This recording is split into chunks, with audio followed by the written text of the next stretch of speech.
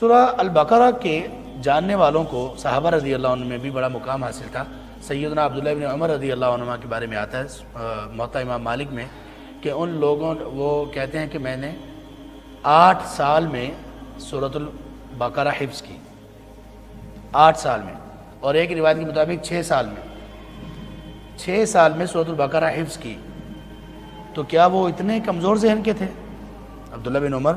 کیا ان کا ذہن کمزور تھا کہ 6 سال لگا دیے سورۃ البقرہ حفظ کرنے میں؟ نہیں، ایسا نہیں تھا، بلکہ سبب یہ تھا کہ ہمارے ہاں حافظ اس کو کہتے ہیں جس نے قرآن کے الفاظ یاد کیے ہوں۔ پہلے وقتوں میں حافظ اس کو کہا جاتا تھا جو قرآن کے الفاظ نہیں، قرآن کے احکامات کو یاد کرنے والا ہو، قرآن کے احکامات کے ساتھ احادیث کے الفاظ، ان کی اسناد، احکامات اس طرح سے اس کو یاد ہو، اس کو کہا جاتا تھا حافظ۔ تو سیدنا عبداللہ بن عمر نے اس سورۃ البقرہ کے احکامات سیکھنے میں 6 سال لگائے۔ یہ اتنی جامع صورت ہے۔ دیکھیں ارکان اسلام کون کون سے ہیں؟ کلمہ شہادتین، اشہد ان لا الہ الا اللہ و اشہد ان محمد رسول اللہ، یہ گواہی دینا کہ اللہ کے سوا کوئی عبادت کے لائق نہیں، اور یہ گواہی دینا کہ محمد صلی اللہ علیہ وسلم اللہ کے آخری رسول ہیں۔ یہ سب سے پہلا رکن ہے اسلام کا، پھر نماز، پھر روزہ، پھر زکوٰۃ اور حج، یہ 5۔ ان 5 اراکین کی تفصیل اس سورۃ البقرہ میں، اللہ تبارک و تعالیٰ کی توحید، شہادت، رسول اللہ صلی اللہ علیہ وسلم کی رسالت، اس کے دلائل، یہ اس سورہ کے موضوعات میں سے ہے۔ پھر نماز کے زیادہ تر احکامات سورۃ البقرہ میں، زیادہ تر احکامات۔ اس کے بعد زکوٰۃ کے زیادہ تر مسائل سورۃ البقرہ میں۔ پھر اس کے بعد روزے کی فرضیت، روزے کے احکام اور مسائل سورۃ البقرہ میں۔ حج کی بے شمار تفاصیل، سب سے زیادہ تفاصیل سورۃ البقرہ میں۔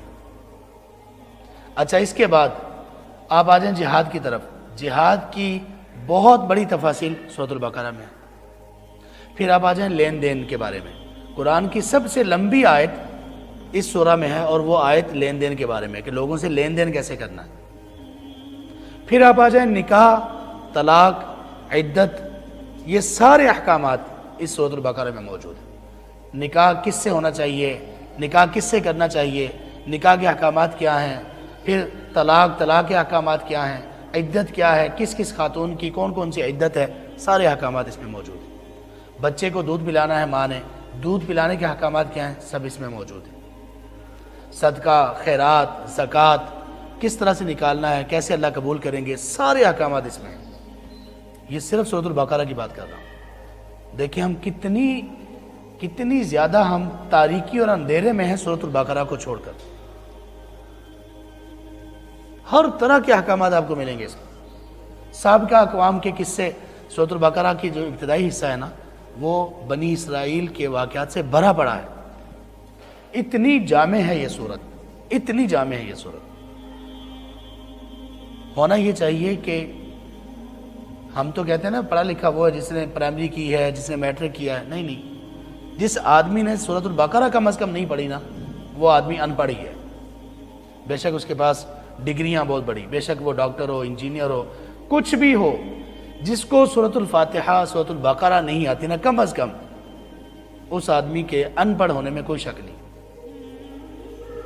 ہاں، جس کو یہ آتی ہیں، باقی دنیا کا اور کچھ بھی نہیں آتا، یعنی کوئی ڈگری نہیں ہے اس کے پاس، وہ بندہ اللہ کی نظروں میں پڑھا لکھا ہے۔ یہ سورۃ البقرہ کی اہمیت ہے۔